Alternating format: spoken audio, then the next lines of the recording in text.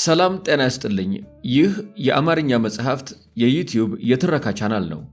በዚህ ቻናል ዘወትር ሰኞ፣ ረቡዕና አርብ ምሽት 3 ሰዓት ላይ የተመረጡ የአማርኛ መጽሐፍ ትረካዎችን ወደ እናንተ እናደርሳለን።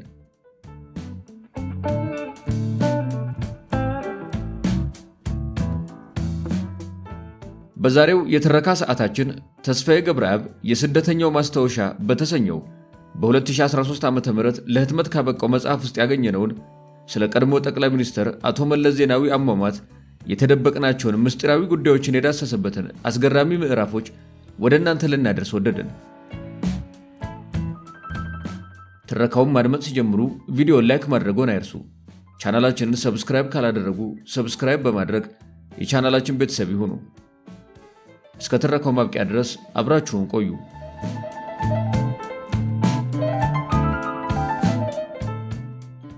ሹክሹክታዎች እውነት መሆናቸው የሚታወቀው ድርጊቱ ከተፈጸመ በኋላ ነው። ሹክሹክታዎች ሁሉ የእውነት መሰረት አላቸው ማለት ግን አይደለም። ይህም በመሆኑ ነው መለስ በጠና ታሟል እየተባለ ከመሞቱ ከ2 እና ከ3 ዓመታት አስቀድሞ ሲወራ ለማመንም ሆነ ላለማመን ስንቸገር የከረም ነው። ለነገሩ እኛ በርቀት ያለነው ቀርቶ የቅርቦቹ እንኳን ዱብዳ ሆኖባቸዋል። መለስ እንደ ሰው ሊታመም እንደሚችል እንደ ሰው እንደሚሞት ማመን የሚቸግራቸው ታማኞቹም ዜናውን ከሩቆቹ እኩል የሰሙ ነበር የሚመስሉት። ገና ከመነሻው የመተካካት የተባለው መርሃ ግብር የተነደፈው ከመለስ መታመም ጋር ተያይዞ ነበር። የመተካካቱ ፕሮግራም አቅጣጫ ቢስ ለመሆን የበቃውም ድብቅ አጀንዳ ስለነበረው ነው። በጥንት ዘመን መሪዎች ሲሞቱ አሽከሮቻቸው አብረው ከነህልፈታቸው ይቀበሩ ነበር። መለስ ጓደኞቹን ወደ መቃብር ይዞ ባይወርድም በመተካካት ስም ያልፈለጋቸውን ገለል ለማድረግ ሞክሮ ነበር። የመተካካት ወሬውን ተከትሎ የመለስ ጤንነት በፍጥነት እያሽቆለቆለ ሄደ። የጤንነቱ መበላሸት በውጭ ሀገራት ሚዲያዎች መነገር በጀመረ ሰሞን መለስ የፖለቲካ ቢሮ አባላቱን ሰብስቦ ታመምያለሁ፣ ደክሞኛል፣ አሳርፉኝ ሲል ጠየቀ። ሌላ ሰው ይተካኝ የሚል ንግግር ካንደበቱ ሲሰማ የመጀመሪያው ነበር። መለስ በህይወት እያለ ስልጣን ያስረክባል ተብሎ የሚገመት ስላልነበር የፖለቲካ ቢሮ አባላቱ ግራ መጋባታቸው ለታማኝ ወዳጆቻቸው አጫውተዋል። ለነገሩ ከህወሓት መከፋፈል ወዲያ የኢህአዴግ የፖለቲካ ቢሮ ምስጢሮች ቀዳዳ በዝቶባቸው ነበር። እድሜው አጭር መሆኑን ለመለስ እቅጩን የነገሩት የቻይና ሐኪሞች ናቸው ይባላል። የያዘው በሽታ ካንሰር መሆኑንና በሕክምናም ቢሆን ዘለግ ያለ ጊዜ የመቆየት ዕድሉ በጣም ጠባብ መሆኑን እርግጠኛ ሆነው ነገሩት። ይህን ካወቀም በኋላ እንኳን መለስ የቀረው ዕድሜ በቀናት እስኪቆጠር ድረስ እንደ ጤነኛ ሰው ስራው ላይ ነበር። የውጭ ጉዞዎችን ሲያደርግ፣ በስብሰባ ሲገኝና ተረጋግቶ እንግዶችን ሲቀበል ምድርን ሊሰናበት ቀጠሮ የተቆረጠለት ሰው አልመሰለም። ከኖረበት መስሪያ ቤት የዝውውር ደብዳቤ የደረሰው እንኳን አይመስልም ነበር። ከመሞቱ ከ3 ዓመታት በፊት ስለ ዕድሜው ማለቅ የተነገረው ቢሆንም ለባለቤቱ ለአዜብ እንኳን ይህንም ምስጢር ነግሯታል ተብሎ አይገመትም። የቅርብ ሰዎቻቸው ሲናገሩ እንደሰማሁት አዜብ ጉዳይ የተነገራት ባልተለመደ ሁኔታ አልፎ አልፎ አልጋ ላይ መዋል ሲጀምር ነበር። ለመሞት 1 ዓመት ሲቀረው በግልጽ በሚታይ መጠን ክብደት ቀንሶ ታየ። በእርግጥ አዜብ ከባሏ ርቃ ነበር።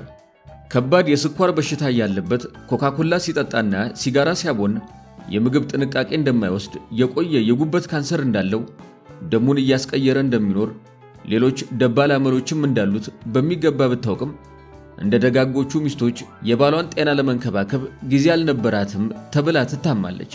በእርግጥ የጊዜ እጥረት ነበረባት። በማይመለከታት የመንግስት መስሪያ ቤቶች እጇን እያስገባች ስታምስ መዋል ለራሷ የሰጠችው ዕለታዊ ሥራ ነበር። ከሀገር ውስጥና ከውጭ የተጨናነቀ የንግድ መረቧንም ማጣደፍ ነበረባት። ሐሜቱ እንኳን ከዚያም በላይ ከፍ ያለ ነው።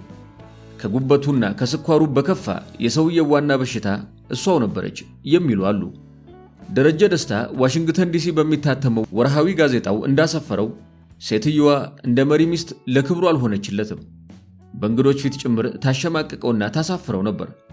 እንደገለጽኩት መለስ ለመሞት 1 ዓመት ሲቀረው በሥራ አስፈጻሚው ስብሰባ ላይ ያልተጠበቀ አጀንዳ አነሳ።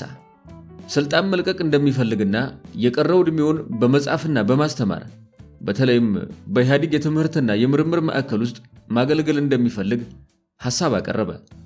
ከተፈራ ዋልዋ፣ ከህላዮ ዮሴፍና ከታደሰ ጥንቁሽ በቀር ሌሎቹ የፖለቲካ ቢሮ አባላት የመለስን ሐሳብ አጥብቀው ተቃወሙ። መለስ ተቃውሞውን በዝምታ አዳምጦ ሲያበቃ ብዙም ሳይከራከር እንደተቀበለው ሰምቻለሁ። መልካም፣ ውሳኔያችሁን እቀበላለሁ። ባዮሎጂ ግን ስራዋን ትሰራለች። ጊዜው ሲደርስ ሁሉንም እናያለን አሉ። ይህን ስሰማ አንዳንድ ነገሮች አሰብኩ። አንድም መለስ በዚያን ወቅት ከነተፈራ ዋልዋ ቡድን ባልተለመደ ሁኔታ ከፍተኛ ግፊትና መዳፈር ሲሰነዘርበት ስለነበር በሥራ አስፈጻሚ ውስጥ ያለውን ድጋፍ ለመፈተን ወዳጅና ጠላቱን ለመለየት ሊሆን ይችላል ብዬ አሰብኩኝ። በሌላ በኩል መለስ የሚለው እውነት ከሆነ ከበድ ያለ የጤና ችግር አጋጥሞታል ማለት ነው የሚል ብዥታ ውስጥ ገባው። ምናልባት እንደተለመደው ተቃዋሚዎቹን ለማዘናጋትና ለማጃጃል የለቀቁት ወሬ ሊሆን እንደሚችል መጠርጠሬም አልቀረም። በዚያም ተባለ በዚህ በ18 ወራት ጊዜ ውስጥ እውነቱን አወቅ ነው። መለስ የምር ታሞ ኑሯል።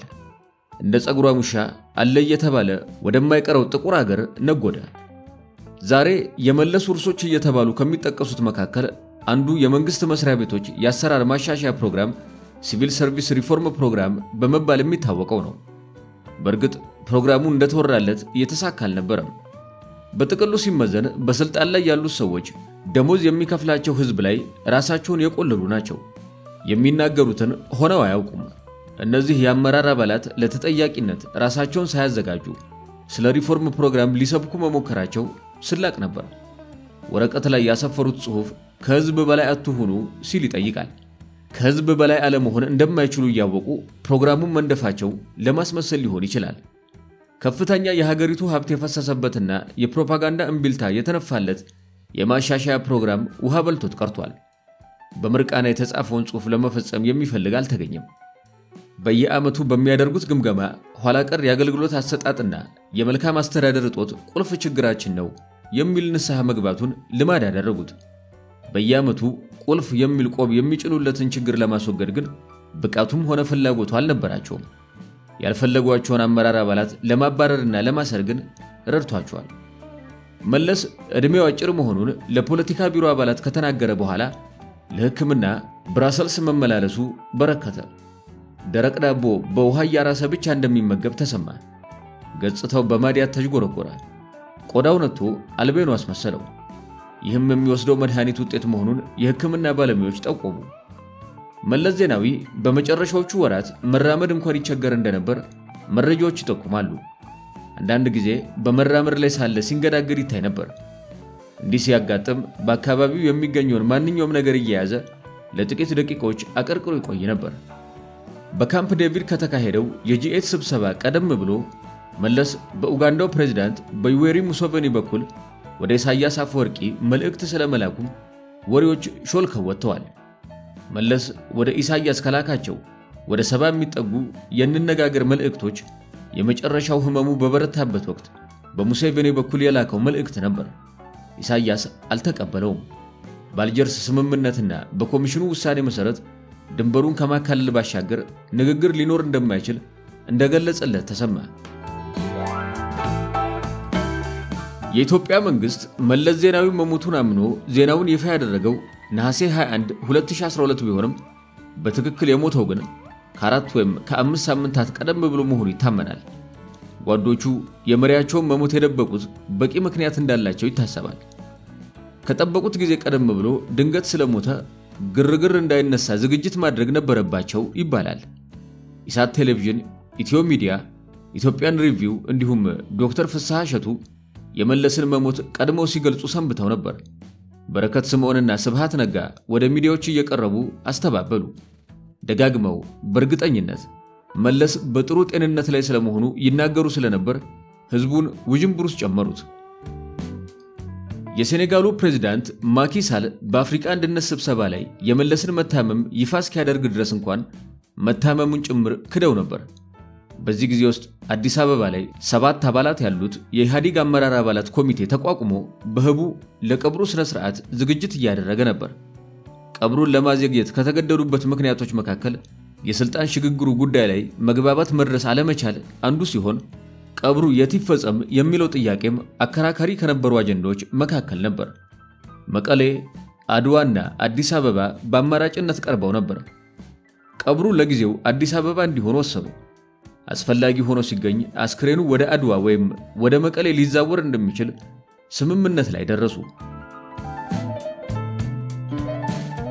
ይህንን ትረካ እየጻፍኩ ሳለ በመለስ ፋውንዴሽን መመስረቻ ጉባኤ ላይ አስክሬኑ ወደፊት በሚቋቋመው የፋውንዴሽኑ የጥናትና የምርምር ማዕከል ሙዚየም ውስጥ ይቀመጣል ብለው ወሰኑ። ታላቁ ሌኒን ሲሞት አስክሬኑ እንደዚሁ በሞስኮ ሙዚየም ውስጥ ለአንድ ምዕተ ዓመት ያህል ለሕዝብ በሚታይ ሁኔታ ተቀምጦ ነበር። የኮሙኒስቱ ስርዓት ሲፈርስ የራሽያ መንግስት ሌኒን እንዲቀበር ወሰነ። ወያኔ አንድ ምዕተ ዓመት ወደ ኋላ ተመልሶ እያሰበ ነበር።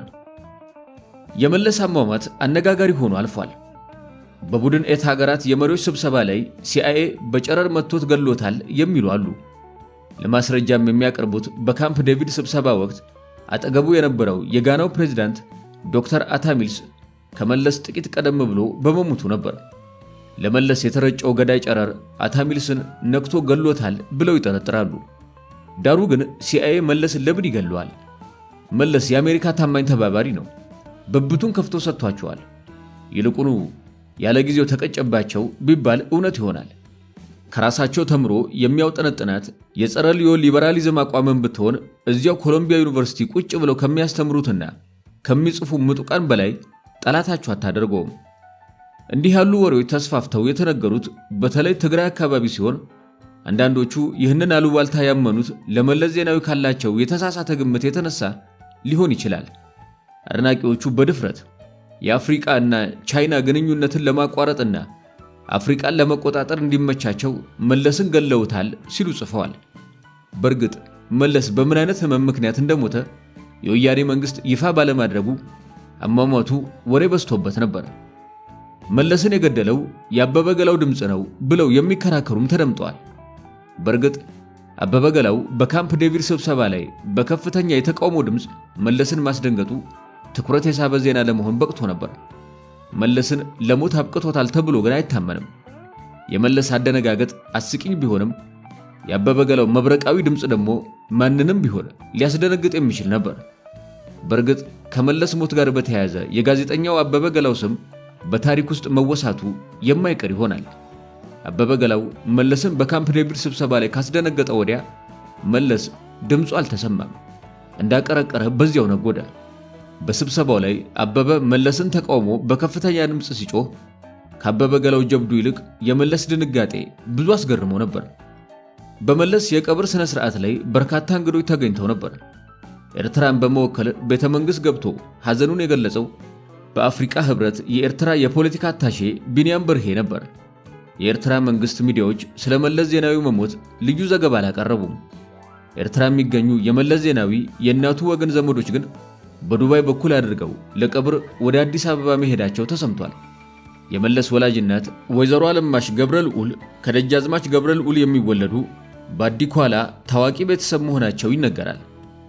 ከመለስ ቀብር በኋላ በኢትዮጵያ የመሪዎች ታሪክ የመለስ ዜናዊ ያህል አሟሟቱና ቀብሩ ያማረለት መሪ አልነበረም የሚል አነጋገር ተደምጧል። ይህ አባባል ተጋኗል። መለስ ሞቶ ሳለ ቤተሰቡ ከአንድ ወር በላይ ሐዘኑን ደብቆና ውጦ እንዲቆይ መደረጉ አሟሟቱን ክፉ ያደርገዋል። በወግ በማዕረግ መታመሙ ለሕዝብ ቢገለጽ አሟሟቱም ያማረ በሆነ ነበር። ህመሙ ምን እንደነበረና አሟሟቱ ለሕዝብ አለመገለጹ ሁሉ ነገር በድብቅ መፈጸሙ ሲታሰብ አማረለት ሳይሆን ጎደለበት ማለት እውነት ይሆናል። ስለ አሟሟቱና ህመሙ በርካታ መላምቶች እንዲነገሩም አድርጓል። የመለስ አስክሬን ቦሌ አየር ማረፊያ ደርሶ ሐዘን ሲደረግ አዜብ አልጋው ባዶ ሆነ እያለች ስታለቅስ ተሰምታለች። የባልና የሚስቱን አልጋ ይሁን ወይም ዙፋኑን የቱን ማለቷ እንደሆነ ግን አልታወቀም። የመለስ አሟሟት ጉዳይ ሲነሳ ሊነገር የሚገባው አገሪቱን ገሎ መሞቱ ነው። መለስ በስልጣን ላይ በቆየባቸው 2 አስርት ዓመታት ራሱን ተኪየለሽ አድርጎ ቆይቷል። የአይናቸው ቀለም ያላማረውን ከዙሪያው መንጥሯል። በራሱ ደረጃ እንኳን ተተኪ ለመፍጠር ጊዜ አልነበረውም።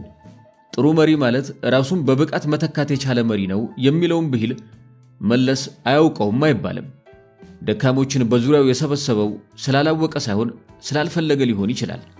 ተቃዋሚዎቹን ለማዳከም ካባከነው ጊዜ ሩቡን እንኳን ብቁ ሰዎች ለመፍጠር ተጠቅሞበት ቢሆን በእርግጥ ውርስና ቅርስ በተሰኘለት። ውሃ የሚወስደው ሰው አረፋ ይዞ ለመትረፍ ይሞክራል እንዲሉ በመለስ ትከሻ ላይ በቅለው በመለስ ሳንባ እየተነፈሱ በመለስ ጭንቅላት እያሰቡ የኖሩ ጥገኞች ከልፈቱ በኋላ መንገዱ ጠፍቷቸው ሲደናበሩ ታዩ። አንዳንዱ መምሸቱን ተረድቶ ያገኘውን እየቦጨቀ በስንብትና በትምህርት እያሳበበ እግሩን አወጣ።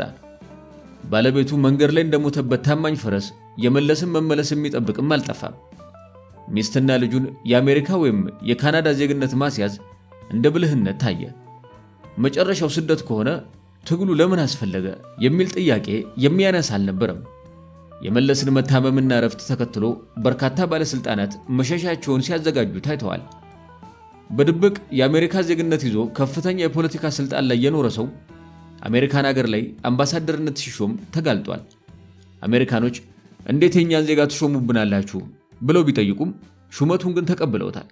ይህ የአንድ ሰው ታሪክ አይደለም፣ የኢትዮጵያ መሪዎች ስብስብ ናሙና ነው። ከመለስ አሉታዊ ውርሶች መካከል የሚመደብ ነው። የመለስ አስክሬን በኢትዮጵያ ባንዲራ ተሸፍኖ መታየቱ የተቃዋሚ ጋዜጠኞችን ትኩረት ስቦ ነበር። መለስ በአንድ ወቅት ጨርቅ ብሎ ያጥላለው ባንዲራ በመጨረሻ ለክብሩ ሆነለት ሲሉ አብጠለጠሉት። መለስ የተናገራት ባንዲራ ጨርቅ ነው ንግግር እስከ መቃብሩ ተከትላ ወረደች። አስታውሳለሁ በወቅቱ ጳውሎስ ኞኞ ረጋ በሉ ባንዲራ በርግጥም ጨርቅ ነው የሚል መጣጥፍ አዲስ ዘመን ጋዜጣ ላይ ቢያስነብብም እንኳ ጩኸቱ ሊረግብ አልቻለም ነበር። መቼም ለፕሮፓጋንዳ ተመቸችና ተጋነነች እንጂ ባንዲራ ጨርቅ መሆኑ እውነት ነው። ደርግ ቀደም ብሎ ወያኔ በባንዲራችን ማሽላ ቋጠረበት ብሎ ቀስቅሶበት ስለነበር ተገጣጠመ። በርግጥ በትግሉ ወቅት የህዋት ታጋዮች በባንዲራው የማሽላ ዱቄት መቋጠራቸው ውሸት አይደለም። በህዋት አመራር ትዕዛዝ የተደረገ ግን አይመስለኝም። የህዋት የገበሬ ሰራዊት ከተሞችን ሲቆጣጠር በየቀበሌው የተከመረ ባንዲራ አገኘ። ቀለባቸውን የሚይዙበት የከረጢት ችግር ስለነበረባቸው ተጠቀሙበት። ባንዲራዬ የሚሉት የህዋት ባንዲራ ስለነበር የኢትዮጵያ ባንዲራ ጨርቅ ቢመስላቸው የሚያስደንቅ አልነበረም። የሆነ ሆኖ ባንዲራ ጨርቅ ነው የሚለውን አባባል ለመጀመሪያ ጊዜ የተናገረው መለስ ዜናዊ አይደለም።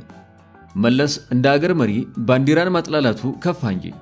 እንግሊዛዊው ባለቀኔ ስቴፈን ቪንሰንት በአንድ ወቅት እንዲህ ብሎ ነበር።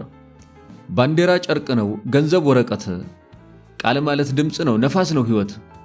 ተስማምተን ደንግገን አጽድቀን በአዋጅ ማንነታችንን ለወጥናቸው እንጂ።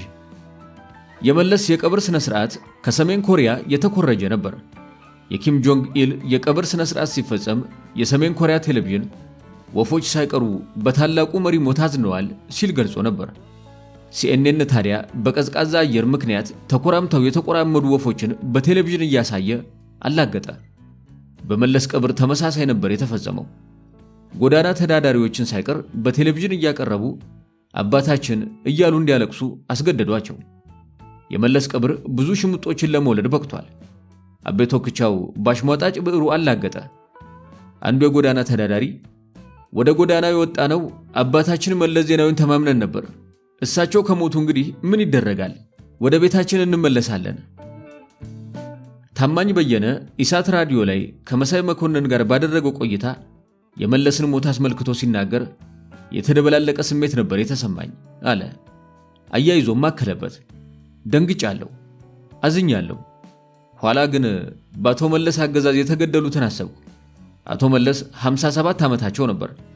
ነብዩ ግን በ14 ዓመቱ ተገሎ እናቱ ሀገር ጥለውታለች። ያሰፋ ማሩ ልጆች አባታቸውን አልቅሰው የመቅበር ዕድል አጥተው ተሰደዋል። ስዬ አብርሃና ብርሃኑ ነጋ በተመሳሳይ ለአውራምባ ታይምስ አዘጋጅ ለዳዊት ከበደ በሰጡት ቃለ መጠይቅ የተሰማቸውን ገለጹ። ብርሃኑ ነጋ በጣም አዝንለታለሁ አለ እና አብራራው። ፍጹም ኋላ ቀር የሆነ የአምባገነንነትን ግርሻ ተሸክሞ የጊዜውን ዘመናዊ አስተሳሰብ ሳይቀበል የሞተ አሳዛኝ መሪ አድርጌ ነው የማየው። ስዬ በበኩሉ የመለስን ህልፈት ስሰማ በጣም ነበር ጸጥ ያልኩት ሲል ለዳዊት ነገረው። አብሮ ካንተ ጋር ያደገና የቆየ ሰው ሲያልፍ የፖለቲካ ልዩነት ስለተፈጠረ ተብሎ ያንን በሙሉ ማጥፋት መርሳት አይቻልም። ሰዎች ነን። የተሰማኝ ስሜት መረበሽ ነው። አዲስ አበባ ላይ ሆነው ቃለ መጠይቅ የሰጡ ምን ያህል የልባቸውን አውጥተው እንደተናገሩ በእርግጥ ማወቅ አይቻልም። ጋዜጠኛ ሳምሶን ማሞ እንዲህ ሲል ተሰምቷል። አገራችንን በዓለም ደረጃ እንድትታወቅ ያደረገ መሪ ያጣን። ጠረጴዛ ላይ የተኛ የሚመራ መሪ ኢትዮጵያ ውስጥ አላየንም ነበር። መሐመድ አላሙዲ ቀኝ እጄን እንዳጣሁ ነው የምቆጥረው ብሎ ሲናገር ብርቱካን ሚደቅሳ የአሜሪካ ራዲዮ ላይ ቀርባ ተስፋ ሰጪ መሪ አልነበሩም ማለት አልችልም፣ ግን ደግሞ ያንን ተስፋ ከዳር ያደረሱ መሪ አልሆኑም፣ በመሆኑም ያሳዝናል አለች። ጋዜጠኛ ኤልያስ ክፍሌ የመለስን ሞት አስመልክቶ ድረገጹ ላይ ባሰፈረው ጽሑፍ አምባገነኑ የጫት ሱሰኛ መለስ ዜናዊ ሲል ገለጸው። በተመሳሳይ ክንፉ አሰፋ በድረገጹ ላይ ባሰፈረው ጽሑፍ አቶ መለስ የሚቃወሟቸው ወገኖች ላይ በሕገወጥ ግድያ ባሻገር የሞት ቅጣት ሲወስኑ ሰንብተው ሞት ከፈረዱባቸው ሰዎች ቀድመው ነጎዱ ሲል ተቸ። አርቲስት ትዕግስት ወይሶ ጥቁር ለብሳ እያለቀሰች በቴሌቪዥን የተናገረችው ግን መለስን የአገር መሪ ሳይሆን የጎዳና ተዳዳሪ አስመስሎት ነበር። እንዲህ አለች። የመለስ ነገር ተወርቶ የሚያልቅ አይደለም። ብዙ መከራ ነው የተሸከመው። ለመልኩ አይጨነቅም፣ ለነፍሱ አይጨነቅም። በቀን ውስጥ ምን ያህል ጥሩ ምግብ ያገኝ እንደነበር እንኳን አይታወቅም። ጸጉሩ ተንጨባሮ ታየዋለህ። ቀበቶን ሳያስር እንኳን አይቼዋለሁ። እርግጥ ነው የኢትዮጵያ ሕዝብ በባህሉ ሙት ወቃሽ ባለመሆኑ ከልቡም ሆነ ካንገቱ ማዘኑ እውነት ነው። በዚያው መጠን በለቅሶ መድረስ ሰበብ የቤተ መንግስቱን ግቢ ለመጎብኘት የፈለገም ጥቁር ለብሶ ቤተ መንግስቱን ሲያጨናንቅ ታይቷል። አለቆቹ ከሥራ እንዳያባረሩት ፈርቶ ጥቁር ሸሚዝ እየገዛ የለበሰም ጥቂት አይደለም። ደርግ እጅግ ፈሪና ሸምቃቃ ትውልድ ማፍራቱን ከሐዘን ጋር መታዘብ ተችሏል። በዚያን ሰሞን ግጥምና ዜማዎች ተዘጋጅተው የቆዩ እስኪመስል ድረስ የኢትዮጵያ ቴሌቪዥን በሐዘን እንጉርጉሮ ተሞላ። ከቆዩ የኦርቶዶክስ ተዋህዶ ዜማ ግጥሞች ጋር የሚመሳሰሉ እንጉርጉሮችን አዜሙለት። ከነዚህ አንዱ ሞት ዛሬ ተሞኘ የሚለው ይጠቀሳል። ነባሩ ዜማ እንዲህ ነበር። ሰማኝ ሞት አዜኑ ከዜና ገብረ ማርያምን ተነካብኝና አስካለ ማርያምን ተነካብኝና ማዘኔ ነው በጠና በጠና። ከመለስ ህልፈት በኋላ አባ ጳውሎስም መለስን ተከትለው አርፈዋል። የኢትዮጵያ መሪዎች ፓትርያርክ አስከትለው ሲሞቱ ይህ ሶስተኛው መሆኑ ነው። በሰርጸ ድንግልና በያዕቆብ ዘመነ መንግስታትም እንዲህ ያለ አጋጥሟል። ኢትዮጵያ ላይ 15 ዓመታት የነገሰው ግራኝ አህመድ የካቲት 21 ቀን 1543 ፎገራ አካባቢ ዘንተራ በተባለ ተራራ አጠገብ በተደረገ ውጊያ ነበር የተገደለው። አጼ ገላውዲዮስ የግራኝን ጭንቅላት ቆርጦ ላመጣ እህቴን እድርለታለሁ ብሎ አውጆ ነበር። ኢማም አህመድን የገደለው ፔድሮስ ሊዮን የተባለ ፖርቹጋላዊ ነበር። ከገደለው በኋላ የግራኝን ጆሮ ቆርጦ ለማስታወሻ በኪሱ ያዘ። ሌላ ወታደር ደግሞ ጭንቅላቱን ቆረጠና ለንጉሱ ወስዶ ይኸው የግራኝ ጭንቅላት ይበሉ እህቶን ይዳሩልኝ ሲል አመለከተ። ጭንቅላቱ ሲታይ ጆሮ የለውም። ገላውዲዮስ እህቱን ለተራ ባላገር ላለመስጠት ዘዴ ያገኘ። ጆሮ የታለ? ፔድሮስ ሊዮን የግራኝን ጆሮ ከኪሱ አውጥቶ አሳየ። ንጉሱ ተገላገለ። ጭንቅላቱን ላመጣ ማለቴ ለገደለ ማለቴ ነበር ሲል ባላገሩን አሰናበተው። የንጉሱ እህት የባላገር ሚስት ከመሆን ለጥቂት አመለጠች። የአጼ ገላውዲዮስ አሟሟትም ልክ እንደ አህመድ ግራኝ ሆነ። ከግራኝ አህመድ ሚስት ከባቲ ድል ወንበራ ጦር ጋር ፈጠጋር ላይ በተደረገ ውጊያ ንጉሱ በጦር ተወግቶ ተገደለ። ጭንቅላቱንም ቆርጠው ሐረር በር ደጃፍ ላይ ሰቀሉት። ከፋሲጋ በፊት አርብ ነበር ገላውዲዮስ የሞተው። ወገኖቹ ሙገሳ ተቀኙለት። አጼ ገላውዲዮስ ጌታን ተከተለ፣ ፋሲጋውን ሳይውል አርብ ተሰቀለ። ጌታውም ሳይረሳው የፋሲካ ለታ አስጠርቶ አበላው ከጧት እስከ ማታ። አጼ ገላውዲዮስን የተካው ሚናስ የተባለ ወንድሙ ነበር። ወባ ገደለችው። በክብር ተለቅሶለት ጎጃም ተድባብ ማርያም አረፈ። ሚናስን ተክቶ የነገሰው ልጅ ሰርጸ ድንግልም በምግብ መመረዝ ነበር የሞተው። ሰርጸ ድንግል 34 ዓመታት የንግስና ዘመኑን በጦርነት ነበር ያሳለፈው። ከጎራዴና ካንካሴ አምልጦ ከዘጌ ሐይቅ የተያዘ የተበላሸ ዓሳ ለሞት አበቃው። ሰርጸ ድንግልን ተክቶ የነገሰው የሚናስ የልጅ ልጅ ዘድንግል ነበር። አሟሟቱ አሰቃቂ ነበር። ሃይማኖቱን ወደ ካቶሊክ ለመለወጥ አስቦ ነበርና የተዋህዶ ካህናት ተነሱበት። በውጊያ ላይ በጦር ወቅተው ጣሉት። ከዚያም በጥይት ግንባሩ ላይ መተው ገደሉት። በዚህ ቢበቃ ደህና። ጣቱ ላይ የወርቅ ቀለበት ነበረው። ቀለበቱን ለመውሰድ ጣቱን በሳንጃ ቆረጡት። ጥላቻቸውን ለመግለጽም የሬሳውን አይን እንደገና በዘንግ ወጉት። ከዚያም ሬሳውን እየጎተቱ ሜዳ ላይ ካጋደሙ በኋላ በፈረስ እየጋለቡ እየረገጡ ተሳለቁበት። በመጨረሻ ሬሳውን አንድ ዛፍ ስር ጥለውት ሄዱ። ባላገሮች አንስተው ቀበሩት።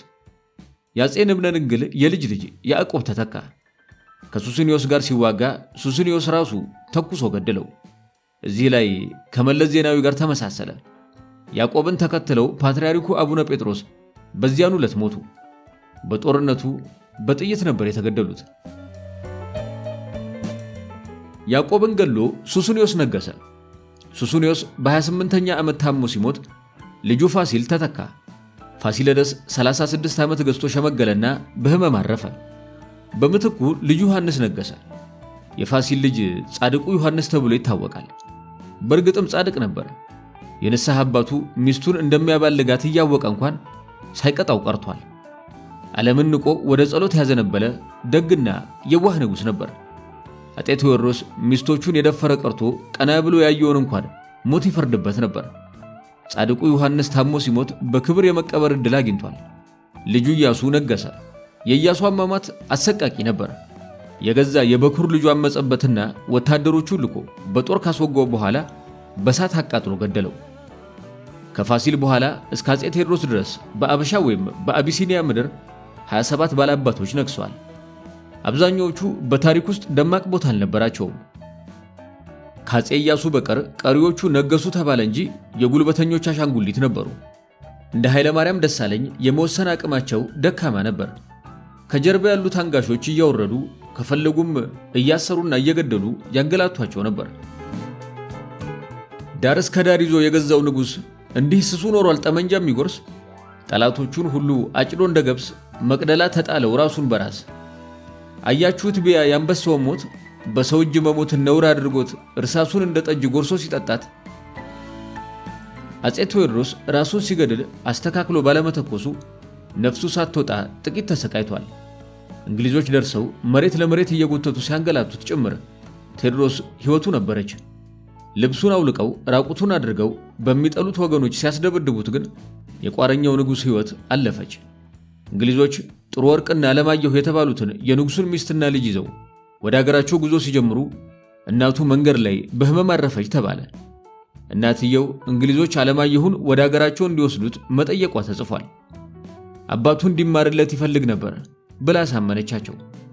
ዛሬ ሕዝብ አበሻ አለማየሁ ተገዶ በቀደደው የስደት መንገድ በፈቃዱ እየነጎደ ነው። ከቴዎድሮስ ቀጥሎ ጎበዝ የተባለ ሰው ነግሶ ነበር። አፄ ተክለ ጊዮርጊስ ነበር የንግስና ስሙ። ላስታን በለሳን በዋቅ ስዩምነት ይገዛ ነበር። የዛጉዌ ዘር ነው። እንግሊዞች ከቴዎድሮስ የማረኩትን መሳሪያ አስታጥቀውት ቢሄዱም አልቻለበትም። 3 ዓመት ብቻ ነገሰ። ካሳምርጫ የተባለው የተንቤን ወጣት አመጸበት። ጦርነት ተደርጎም ጎበዜ ተማረከ። አምባ ሰላማ በተባለ ቦታ ታስሮ ሳለ እዚያው እስር ቤት ሞተ። ካሳምርጫ ወይም አፄ ዮሐንስ ከ18 ዓመታት ንግስና በኋላ በጦርነት ቆስሎ ነበር የሞተው። ደርቡሾች ሬሳውን በእጅ ካደረጉ በኋላ የንጉሱን አንገት ቆርጠው ወሰዱ። የአሸናፊው ጦር መሪ ከሊፋ አብዱላሂ ኡምዱርማን ላይ የአፄ ዮሐንስን ጭንቅላት እንጨት ላይ ሰክቶ ሸለለበት። ሕዝብ እንዲያየው ገበያ ላይ ያዞረ። የጀግናው ኢትዮጵያዊ ንጉስ ጭንቅላት ይኸውና እያለ ፎከረበት። የንጉሱ ጭንቅላት በኡምዱርማን ገበያ መዘዋወሩ ሲሰማ የጎንደር አዝማሪ እንዲህ ተቀኘ። አፄ ዮሐንስ ምንኛ ያዋሻሉ፣ መጠጥ አልጠጣም ሲሉ ይኖራሉ። መጠጥ ሲጠጡ አየናቸው በርግጥ ራስም ያዞር የከሊፋ መጠጥ። በርግጥ አፄ ዮሐንስ በመገደላቸው በተለይ ጎንደሮች ከልብ አዝነውና ተደናግጠው ነበር። በደርቡሽ ቀጥተኛ ተጠቂ ነበሩና መደናገጣቸው ተገቢ ነበር። የማይረሳ ዝነኛ ስንኞችን ትተውልን አልፈዋል። ወገራ ሳላፊ ደንቢያ እንጀራ ጣይ ተበላህ ጎንደር አትነሳም ወይ? ዮሐንስን ተክቶ ምኒልክ ነገሰ። ከ24 ዓመታት ንግስ በኋላ ታሞ ነበር የሞቱት። ራስ ሙሉ ጌታ ቡና ውስጥ መርዝ ጨምረው እንደገደሏቸው ሐሜት አለ። ንጉሠ ነገሥቱ አርጅተውና ታመው ስለነበር በታሪክ ላይ የመጣው ለውጥ የለም። አፄ ምኒልክን የተካው ልጅ ኢያሱ እስር ቤት ነበር የሞተው። በተፈሪ መኮንን መፈንቅለ መንግስት ከተደረገበት በኋላ እስከ ለተሞቱ በእስር ኖረ። ምናልባትም እዚያው እስር ቤት ውስጥ እንዲገደል እንደተደረገ ያልተጨበጠ ወግ አለ። የዘውዲቱ አሟሟት እንደ መለስ ዜናዊ ህመም በሚስጥር የተያዘ ነበር። ቀጥለው ዙፋኑን የያዙት አፄ ኃይለ ሥላሴ አሟሟታቸው ግልጽ አይደለም። ኮሎኔል መንግስቱ ኃይለማርያም በትራስ አፍኖ እንደገደላቸው ይበልጥ ይታመናል። መንግስቱ ግን ይህንን ያስተባብላል። ኃይለ ሥላሴን የተካው ጀነራል አማን ሚካኤል አንዶም ስልጣኑን ያገኘው በስጦታ ስለነበር አልዘለቀለትም፣ ተገደለ። ጀነራሉ የጀግና መሞት መሞቱ ይወሳለታል። መኖሪያ ቤቱን እንደ ጦር ሜዳ ምሽግ አድርጎ እጁን ለመያዝ ከመጡት ጋር ውጊያ ከፈተ። በመጨረሻ በታንክ ደፈጠጡት። ተኩሱ ከቆመ በኋላ ወደ ውስጥ ሲገቡ አማን ሚካኤል ሙሉ የጀነራልነት ልብሱን እንደለበሰ ሞቶ አገኙት። ተፈሪ በንቲ አማን አንዶምን መተካቱ በዜና ተነግሮ ነበር። መንግስቱ ሐሳቡን ለወጠና በራሱ አባባል አዛውንቱን ጀነራል ምሳ አደረጋቸው። መንግስቱ ኃይለማርያም ጓደኞቹን እንደ ሐረርጌ ጫት ቀረጣት ፎቅሞ ሲያበቃ ዙፋኑን ወረሰ። ኮሎኔል መንግስቱ በእናቱ በኩል ከአፄ ምኒልክ እንደሚወለድ ተጽፎ አንብቤያለሁ። የደህንነት መስሪያ ቤት ባልደረብ የነበረው ሻምበል ተስፋዬ ርስቴ ምስክርነት በሚል ርዕስ ባሳተመው መጽሐፍ እንዳብራራው ከበደ ተሰማ ከገረድ የተወለዱ የምኒልክ ልጅ ናቸው። የመንግስቱ እናት ደግሞ የከበደ ተሰማ ልጅ በተመሳሳይ ከገረድ የተወለዱ ይላል። መንግስቱ ይህንን አስተባብሏል። ይህን ትረካ ስጽፍ ኮሎኔል መንግስቱ ገና አልሞተም።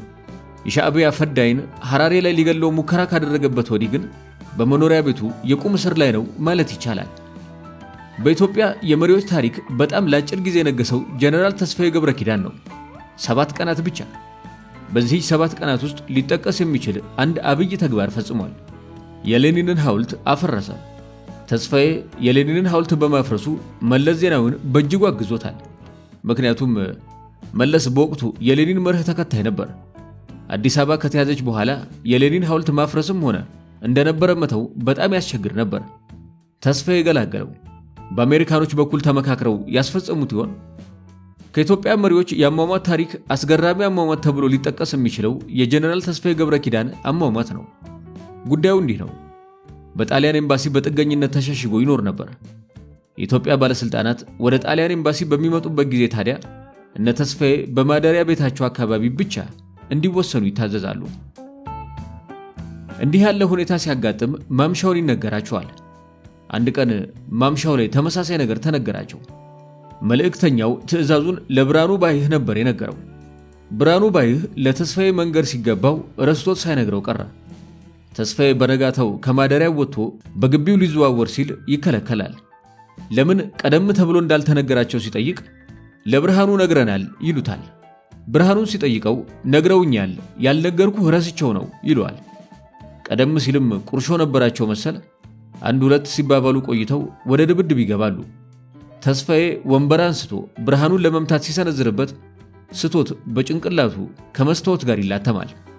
መስተወቱ ተሰባብሮ በጭንቅላቱ ተጠቀጠቀበት። የሕክምና እርዳታ ሊደረግለት ቢሞክርም አልሆነም። በዚሁ ሰበብ አረፈ።